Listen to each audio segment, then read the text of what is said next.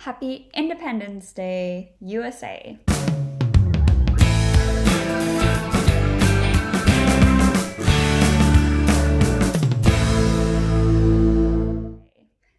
So you guys were not expecting a video from me today as it is Friday, but since I already had my video for Study Saturday planned on a specific topic on COVID-19, I did not want to change my Study Saturday video, but I also didn't want to let July 4th go by without it being acknowledged, as I am American and I am very proud to be American, which is a truly American thing to be patriotic or proud of your country.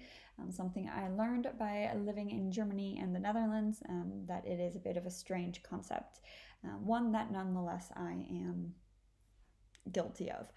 At any rate, today's video is an extra video. It will be on political American terminology, as well as a little bit of British terminology. It's English, but with a focus on the US. So I will walk you guys through some terms and phrases as defined by Merriam-Webster Dictionary in honor of today being Independence Day, July 4th, or tomorrow. And then at the end, I want to take a quick look at a very American theme, which is the Pledge of Allegiance, because that is something that some countries find very odd, that I grew up thinking was completely normal. I recited the Pledge of Allegiance every day at the beginning of the school day. In school, we stood up, put our hands on our heart, looked at the flag, and said the Pledge of Allegiance. So that's something that I want to look at the end of the video today. So if you haven't already, please make sure you like and subscribe to my channel. And then let's have a look now at the 17 red, white, and blue political terms from Merriam-Webster. So we are here on the article from Merriam-Webster that I wanted to go over with you guys today. It is called 17 red, white, and blue political terms. And we will have a look. So if we look at the term red, we see that the early political use of red refers to revolutionary social movements. So it became associated with Marxism and Leninism and communism.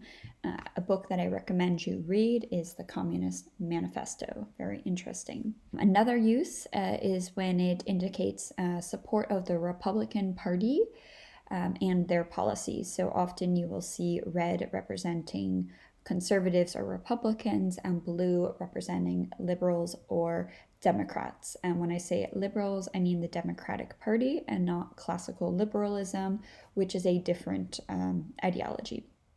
The next thing we're going to look at is the term red baiting.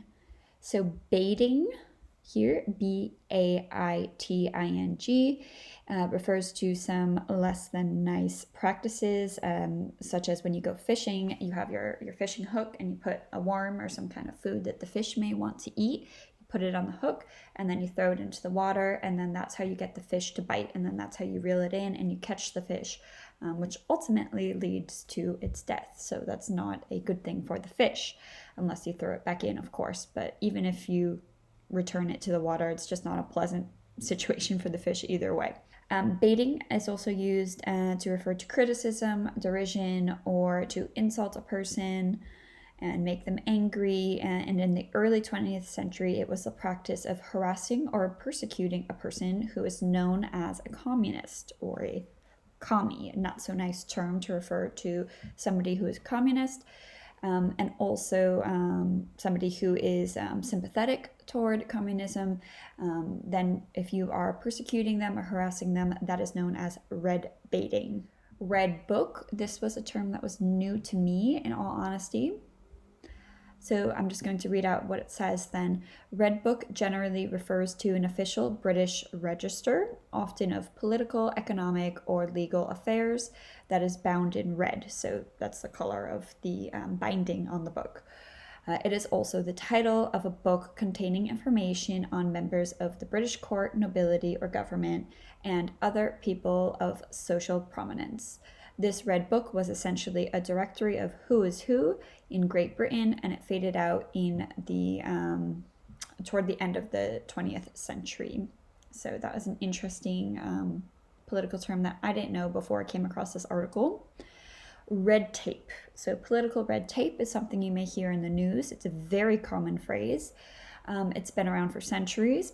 It did not always refer to excessively complex official procedures as it does today, ones that delay or cause inaction or something not to happen. In fact, it was originally referred to red ribbon-like strips of material used to bind legal documents. So it was actually something much more practical, literal use of that word. Okay, the term red, white, and blue. Red, white, and blue. Also, funny enough, the Dutch flag colors, the country where I have my second citizenship. The original national flag of the US was the Stars and Stripes. The instructions for the design came on June 14th, 1777. It was about 13 stripes that alternate red and white. And then the Union was represented in the 13 stars. And the blue field represented a new constellation. So a little bit about the history of the flag and its colors here. And then we're going to go on to white. White has been used to describe various conservative or reactionary political groups and their counter-revolutionary actions since the 18th century. So historically, opposition to political groups associated with the color white or those who associated with communist red. So a little bit of a connection between those two here, which you can read about. You can pause the video and read further or go ahead to the website yourself. Let's look at the White Book now.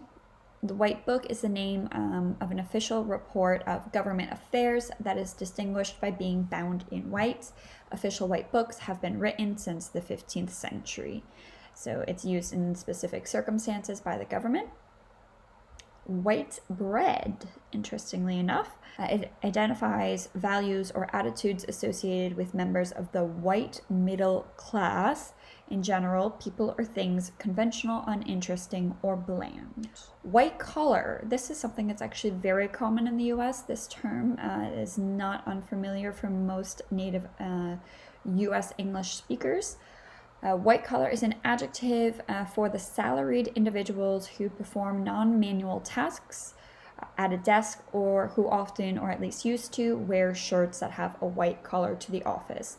So when I was younger, I'm not saying that this is correct because you shouldn't use these terms to describe or define people, but when I was younger, I often heard the terms, growing up in the US, I often heard the terms white collar as people who work in offices, kind of middle class, and then blue collar was referring to people who work with their hands more, who were less educated, and who make less money, basically. They were lower socioeconomic individuals. So that's something that shows a bit of the systemic classification of individuals in society in the US. Now I will add that I have not lived in the US for the past 6 years, so I am not sure how it has developed. And while I have lived in, I think it's 8 or 9 US states, I have not lived in every US state. So of course it'll be different from state to state. Okay, next we have the White House, the iconic White House. It is a mansion at 1600 Pennsylvania Avenue in Washington, D.C., where the President of the United States resides. Honestly, I don't know if there is any kind of other symbolic ideology behind the color white. That'd be interesting to look into, so if anybody knows any further detail other than the fact that it is the color white, make sure to leave a comment below. It would be really interesting to read more about that. White paper. During the 19th century, white paper started being printed as a name for government reports, particularly one from the British Parliament. A white paper is similar to a command paper, so the term is also generally applied to any detailed or authoritative report outside of politics. So that's an interesting look at the connection of white paper to politics. White shoe.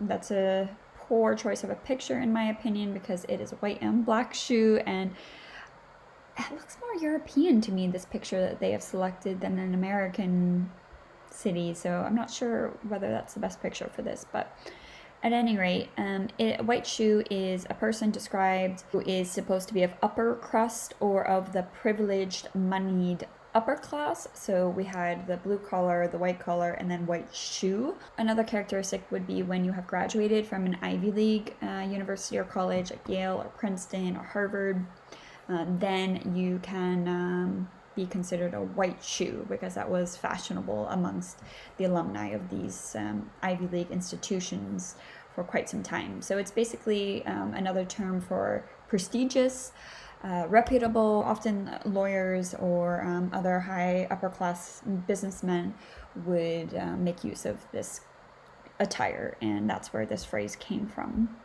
Okay, so blue. In US politics, blue is the color of the Democratic Party and of their candidates in politics. You'll often see Republican and Democratic candidates in debates with either a red or a blue tie on if they are male, or a red or blue suit or dress or shirt if they are female. Yeah, I'm going to move on. I think that's straightforward. The Blue Book. A blue book is a publication, bound in blue of course, containing information issued or reported by the government. It is also a directory or register, especially of people of social prominence. Look at or think about Royal Blue Book, Fashionable Directory, and Parliamentary Guide. Blue collar, I already mentioned, it's more of the layman folk. So it's describing wage earners who use manual labor in order to earn an income. So that the color blue, where that comes in, is like blue overalls or jeans or other less fancy clothing or attire, and that is where that came in. This idea of using protective clothing, so overalls or jeans, is to kind of keep the dirt out, because you get your hands dirty, you get the dirt under your fingernails, as we say, in these types of jobs or professions. So factories you can think of, or assembly lines. So both white and blue collar, the terms were used a lot in the early 20th century, and I think they're starting to die down now, and that people are starting to see them as a bit controversial and at the very least judgmental, if not discriminatory. Right. We're going to move on to blue law here. In colonial New England, my area, a blue law referred to a law established to regulate morals and conduct. A few blue laws are still on the books in some U.S. states, particularly the Lord's Day Sunday. So I think it was maybe around 2009, 2010, or later. It might have been later, somewhere after 2008, before 2014, because I was living in the United States when it happened. My home state of Connecticut did finally change its law that prohibited buying alcohol on Sundays, and I believe after 9 p.m. as well. But when I was first a college student, I know that it was still illegal, and that was a big complaint of some of my classmates, that, oh, we have to run to the store before 9 p.m. or we have to make sure we go on Saturday to pick up anything that they wanted to have served at a party, for example. But that was kind of an outdated blue law that was in place when I just recently, less than 10 years ago, or around 10 years ago in my home state. But some states still have these laws, so it's interesting to look at. True blue.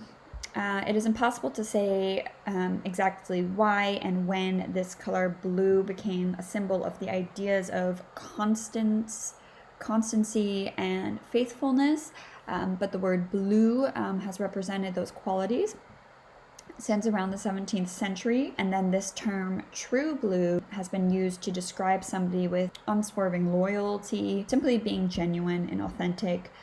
So being a true blue supporter of the Democratic Party, or a true blue supporter of the Republican Party, or a true blue gentleman or gentle lady. So even though blue is a Democratic color, it doesn't mean that it can't be applied to Republicans as well when it's used in this phrase, so this specific term, true blue. Okay, I hope you guys enjoyed that and learned a thing or two. Now, as promised at the beginning of the video, I want to recite the Pledge of Allegiance. The Pledge of Allegiance was invented originally in 1892, I believe. And it has since had many edits and updates. I believe in 1923 there was some kind of amendment, and then in 1945 it was officially termed the Pledge of Allegiance. So if you think about that in terms of history, obviously that's right on the heels of the end of World War II. And then about 9 years later, I think in 1954, they added the words under God to it. And those words are, or at least when I was a child growing up in the 90s in Connecticut, in the US, that was a controversial term. And that was one of the main reasons that I heard anyone maybe feeling uncomfortable with the actual Pledge of Allegiance. But at any rate, I'm not going to stand up, but I am going to put my hand on my heart and I'm going to recite the Pledge of Allegiance for you guys. And I will put the words below in the kind of subtitles. And also, I will put a link in the description box to a website that gives some more background information about the Pledge of Allegiance. So here goes.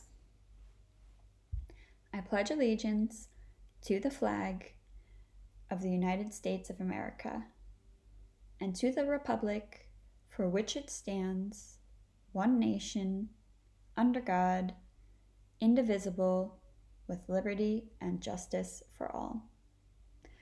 So I wanted to include the Pledge of Allegiance today because I feel that the US is going through a very difficult time right now with the coronavirus pandemic and also the social issues. We just have a lot of division in our country, and I think looking at the words of the Pledge of Allegiance will help bring us together a little bit more in these times of difficulty. And yeah, I hope that the US will see some happy united days again soon, and pandemic-free days. So make sure to tune in tomorrow to my Study Saturday video for COVID-19 related vocabulary, and then more on Monday will be a video on the use of advise and advice. Thank you guys for watching. Bye!